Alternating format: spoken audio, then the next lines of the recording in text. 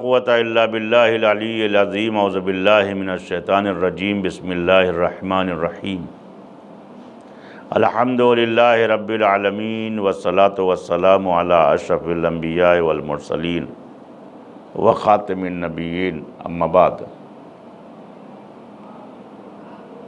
شیعتی ما ام شربتم ما عذب فاذکرونی۔ ظاہر سی بات ہے کہ جو ہے کہ یہ قول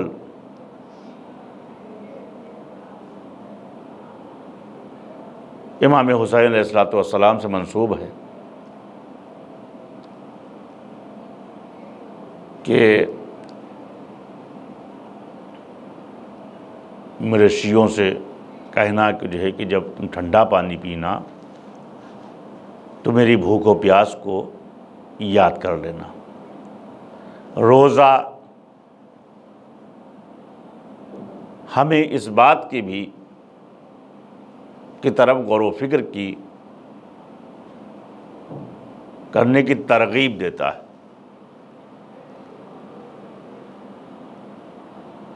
بڑی توقع کی ہے امام نے ہم سے اور آپ سے۔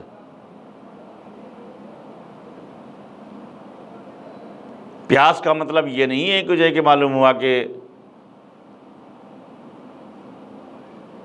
ہم ان کی ہدایات کو درکنار رکھ کے اور خالی جو ہے ہم پیاسی یاد کرتے رہیں، بلکہ ہم کو یہ چاہیے کہ ہم اس کے اوپر غور و فکر کریں کہ امام نے یہ جو مصیبتیں اٹھائیں یہ کس کی وجہ سے اٹھائیں۔ آئیے آپ کو میں بتاتا چلو ہوں کہ امام حسن علیہ السلام کے اقوال اس سلسلے میں کیا ہیں۔ امام حسن علیہ السلام نے شیعوں کی خصوصیت بیان کی ہے کہ ہمارا شیعہ کیسا ہونا چاہیے اور کیسا ہوتا ہے۔ علی بن شعبہ سے مروی ہے کہ امام حسن علیہ السلام نے ایک شیعہ شخص کی صفت کے بارے میں فرمایا ہے کہ میری نظر میں شیعہ شخص کی صفت یہ ہے کہ وہ تمام لوگوں سے بلند مرتبہ ہوتا ہے، بلند مرتبہ ہوتا ہے، اور اس کے بلند مرتبہ ہونے کی وجہ یہ ہے کہ اس کے نزدیک دنیا بہت حقیر ہوتی ہے۔ یعنی امام نے فرمایا ہے کہ دیکھیے شیعہ ہمارا وہ ہے کہ جو بلند مرتبہ ہے، جو دنیا کو حقیر سمجھتا ہے اور آخرت کو قوی سمجھتا ہے۔ آپ دیکھ لیجیے ائمہ کی زندگی کہ دنیا میں آئے تو ہماری ہدایت کے لیے آئے، اور انہوں نے مولا متقیان کے بارے میں دیکھیے کہ دنیا کے بارے میں کیا فرمایا ہے۔ لہٰذا امام نے فرمایا کہ ہمارا شیعہ وہی ہے کہ دنیا کو جو حقیر سمجھے اور آخرت کو اور اللہ کے قانون کو قوی سمجھے، کسی ایسی چیز کی طرف ہاتھ نہ بڑھاتا ہے کہ جب تک اس کی معنوی منفعت نہ دیکھ لے، نہ اسے کسی کے کام سے شکایت ہوتی ہے اور نہ ہی اس کا دل مایوس ہوتا ہے۔ شیعہ کا دل ہمارا مایوس نہیں ہوتا ہے۔ امام حسن علیہ السلام جو ہے یہ خصوصیت بیان کر رہے ہیں، تو ظاہر سی بات ہے کہ اگر ہم دنیا میں جو ہے ہمیں دنیا کی لالچ نہیں ہے، تو ظاہر سی بات ہے کہ ہم مایوس کیوں ہوں؟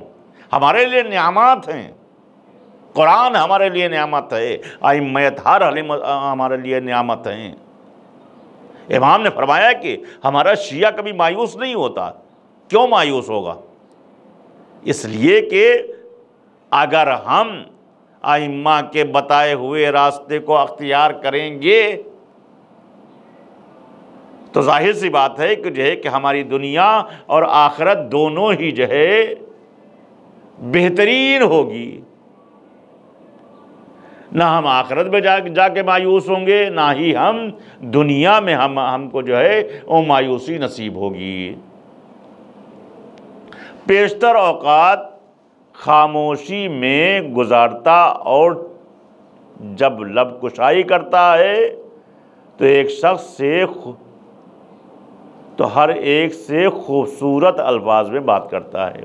شیعہ ہمارا یہ وہ ہے کہ جب وہ اب زیادہ تر لمحات میں وہ خاموش رہتا ہے اور جب وہ بولتا ہے تو ہر ایک سے خوبصورت لہجے میں گفتگو کرتا ہے۔ اب ہم کو یہ دیکھنا چاہیے کہ اگر ہم شاہراہ پر کھڑے ہوئے کسی کو گالیاں دے رہے ہیں تو یہ مت سمجھیں کہ ہم شیعہ ہیں۔ امام فرما رہے ہیں کہ ہمارا شیعہ بہترین لمحے میں، بہترین لہجے میں گفتگو کرتا ہے جیسے اس کے منہ سے موتی نکلتے ہیں۔ ہمارا شیعہ وہ نہیں ہے کہ جو معلوم ہوا کہ لبے سڑک فحش گالیاں بک رہا ہو یا فحش حرکتیں کر رہا ہو۔ پھر امام نے آگے فرمایا کہ وہ ایسا ہوتا ہے کہ جب بھی دانش مندوں کی محفل میں بیٹھتا ہو تو بہت سنجیدگی کے ساتھ ان کی گفتگو سنتا اور ضرورت کے وقت اپنے سکوت کو توڑتا ہے اور سخن گو ہوتا ہے۔ دانشوروں کی منزل یعنی کہ جب مجلس میں بیٹھتا ہے تو وہ خاموشی سے بیٹھتا ہے اور ضرورت کے وقت ہی اپنا سکوت توڑتا ہے۔ امام فرما رہے ہیں یہ اپنے شیعہ کی صفت بیان کر رہے ہیں۔ ایسا نہیں کہ معلوم ہوا کہ اگر ہم دنیا بھر کے غیر شرعی کام کر رہے ہوں کریں میں سکوت تو اختیار کیے ہوئے ہوں امام کے مطابق۔ سکوت وہ ہو کہ جو آپ کا سکوت جس سے اسلام کی تبلیغ اور ائمہ اطہار علیہ الصلوۃ والسلام کی شخصیت سے لوگ ہدایت حاصل کریں۔ جب وہ بولتا ہے تو ظاہر سی بات سخنگو ہوتا ہے، تو ظاہر سی بات ہے کہ اس کی باتوں پر لوگ عمل کرتے ہیں۔ وہ ایسا ہوتا ہے جو کام خود کرتا ہے وہی دوسروں سے کہتا ہے اور ہر کام کرنے سے پہلے اس کا جائزہ لیتا ہے۔ شیعہ وہ ایسا نہیں ہے کہ کوئی بھی کام کرنے سے پہلے معلوم ہوا کہ وہ نہ کچھ دیکھے اور نہ جسے کہا جاتا ہے کہ کوا کان لیے جا رہا ہے۔ تو ہمارا شیعہ یہ ہے کہ پہلے وہ کان کو دیکھے گا، اس کے بعد میں کوے کے پیچھے دوڑے گا۔ اور اگر ایسا کوئی شخص ہے کہ معلوم ہوا کسی نے کہا کہ کوا کان لیے جا رہا ہے، کوے کے پیچھے دوڑ لیے اور کان دیکھا نہیں، تو امام فرماتے ہیں انکار کر رہے ہیں کہ ایسا شخص ہمارا شیعہ نہیں ہے۔ اگر وہ رضائے خدا کے لیے ہو تو انجام دیتا ہے، کوئی بھی کام رضائے خدا کے لیے ہوتا ہے تو ہمارا شیعہ وہ انجام دیتا ہے، اور کبھی بھی اپنی نفسانی خواہشات کو اپنے کاموں پر حاوی نہیں ہونے دیتا۔ نفسانی خواہشات کو پر اپنے اوپر حاوی نہیں ہونے دیتا۔ وہ کسی بھی شخص کو کسی عذر کی وجہ سے کوئی کام انجام نہ دینے پر سرزنش نہیں کرتا، یعنی کسی بھی شخص کو کوئی عذر ہونے پر، کوئی پریشانی ہونے پر کوئی انجام نہ دے، یعنی کوئی عذر کی وجہ سے کوئی کام انجام نہ دے تو وہ اس کی ڈانٹ ڈپٹ نہیں کرتا، اس کی سرزنش نہیں کرتا۔ شیخ طوسی یحییٰ بن عبداللہ سے انہوں نے اپنے جد امجد حسن بن علی سے روایت بیان کی ہے کہ رسول خدا نے فرمایا کہ جنت الفردوس میں ایک چشمہ ہے جس کا پانی شہد سے زیادہ میٹھا ہے، مکھن سے زیادہ ملائم ہے، برف سے زیادہ ٹھنڈا ہے، اور کستوری سے زیادہ خوشبودار ہوگا۔ اس کی مٹی سے خداوند کریم نے ہمیں اور ہمارے شیعوں کو خلق کیا ہے۔ کتنی بہترین بات جو ہے یہ معصوم نے فرمائی ہے کہ وہی شخص جو ہے ہمارا یعنی صفت بیان کی ہے کہ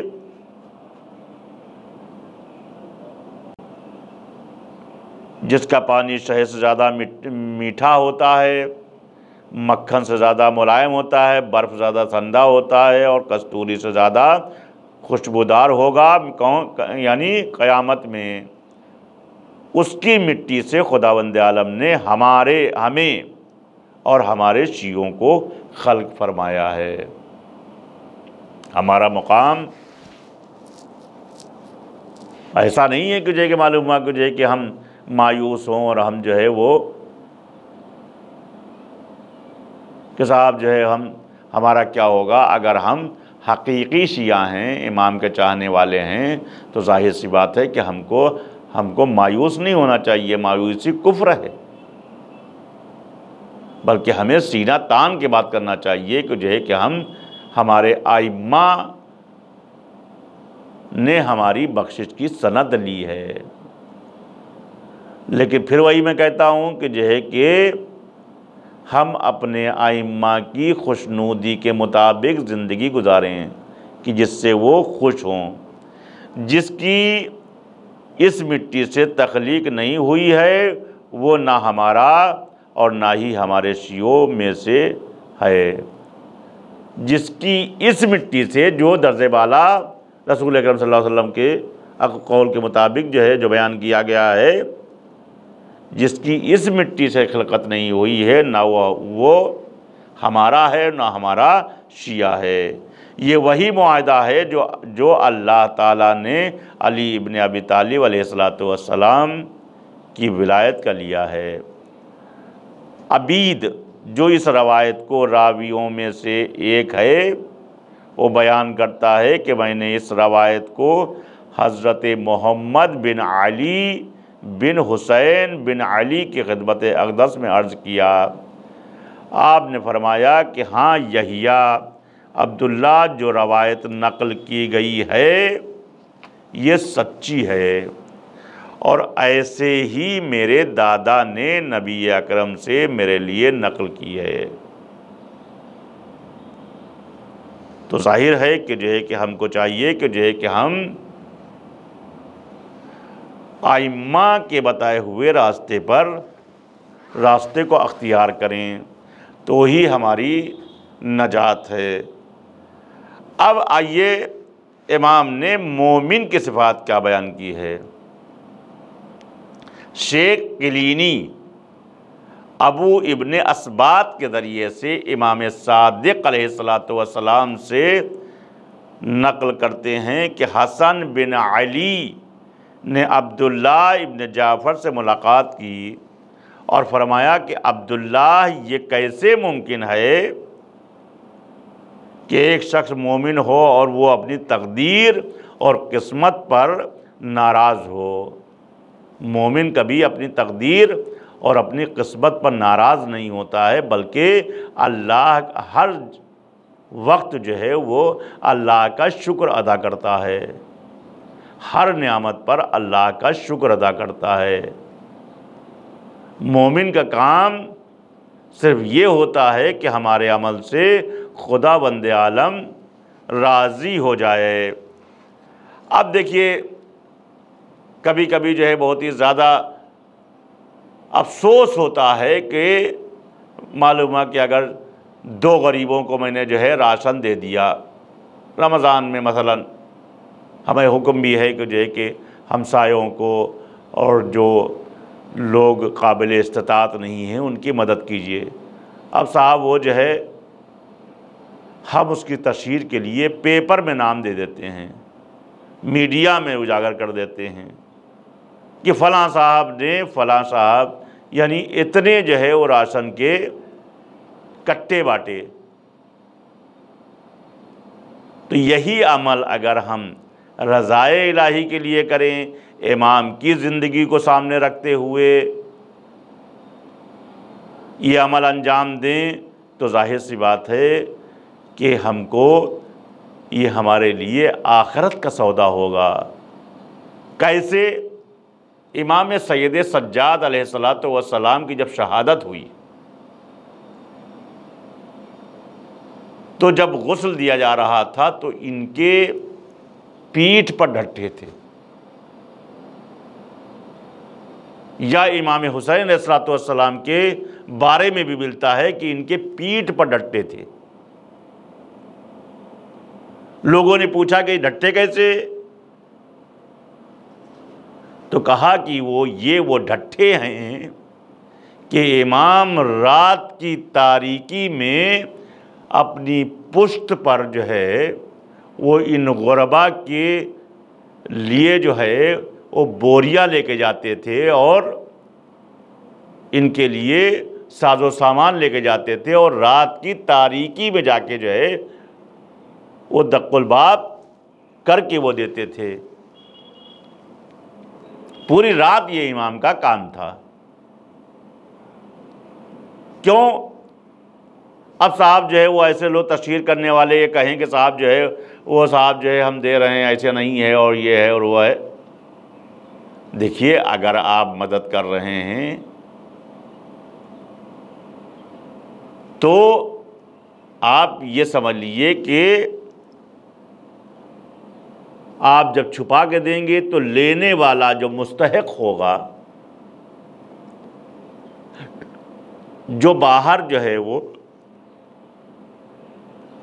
اپنے کو عیاں نہیں کر سکتا ہے، پتہ نہیں کیا مسائل ہیں اس کے، لہذا مستحقین جو ہوتے ہیں وہ کبھی بھی، یا مومن جو ہوتے ہیں وہ کبھی بھی اللہ کے اوپر توکل کرتے ہیں، وہ کسی انسان کے دروازے پر جو ہے جلدی جلدی وہ مانگتے نہیں ہیں، اور خدا بند عالم اپنے وعدے کے مطابق ان کو رزق دیتا ہے۔